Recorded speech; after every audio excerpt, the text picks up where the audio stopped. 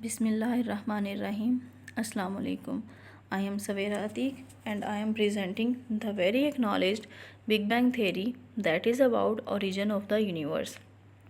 दोस्तों, जब हम आसमान की तरफ नज़र दौड़ाते हैं तो चाँद, सितारों और सूरज को देखकर हमारे जहन में ये ख्याल ज़रूर आता है कि ये सब कैसे बने होंगे, कब बने होंगे, इनको किसने बनाया होगा। इसी ख्याल के पेश नज़र मौजूदा वक्त और गुज़िश्ता सदी के साइंसदानों ने एक थ्योरी पेश की जिसको बिग बैंग थ्योरी कहा जाता है। आज की प्रेजेंटेशन में हम इसी थ्योरी के अहम पहलुओं पर नज़र दौड़ाएंगे।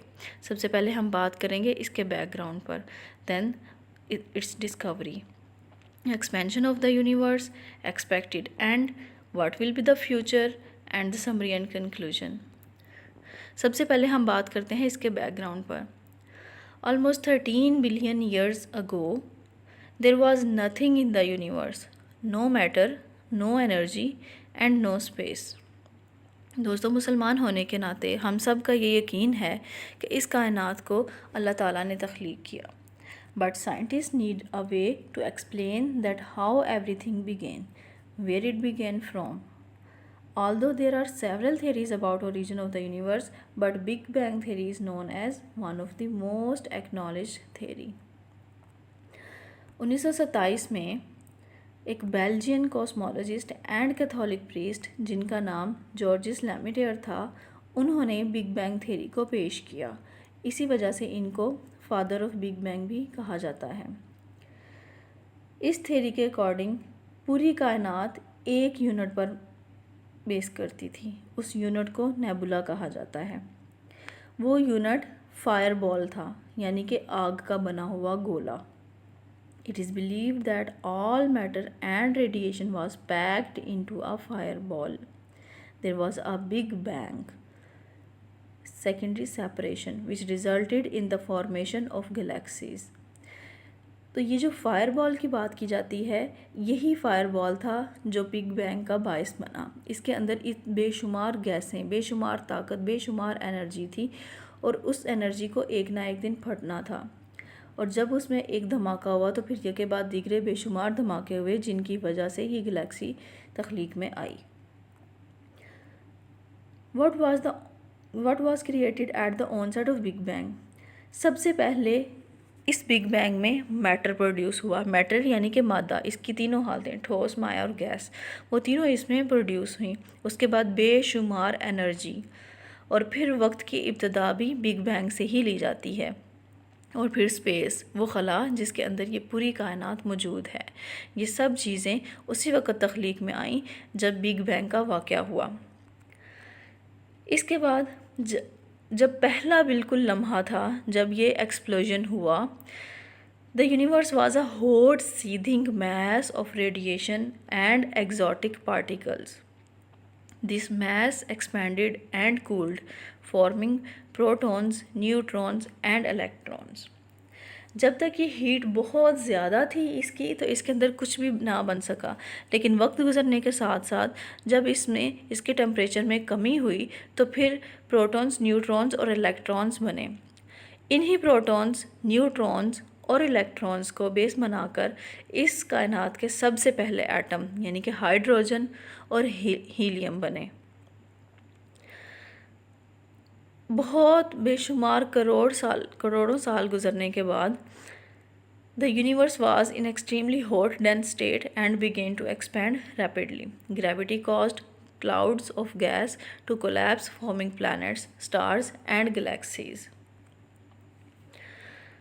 तकरीबन 4.5 बिलियन साल गुजरने के बाद जब इस कायनात का टेम्परेचर कम होना शुरू हुआ and it cooled down to the temperature of our current universe, the density of universe changed to a density similar to air.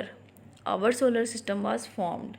जब बहुत ज़्यादा टेम्परेचर बेहतर हुआ तो उसके बाद हमारा सोलर सिस्टम बना। ये वही सोलर सिस्टम है जिसके अंदर आज भी हमारी ये ज़मीन मौजूद है। The present day universe continues to expand. The galaxies and stars are continuing to move away from one another. दोस्तों यहाँ तक तो हमने बात की कि बिग बैंग थ्योरी क्या कहती है कि इस कायनात की तख्लीक कैसे हुई, लेकिन अब हम बात करेंगे कि इस कायनात का इख्तिताम कहाँ होगा।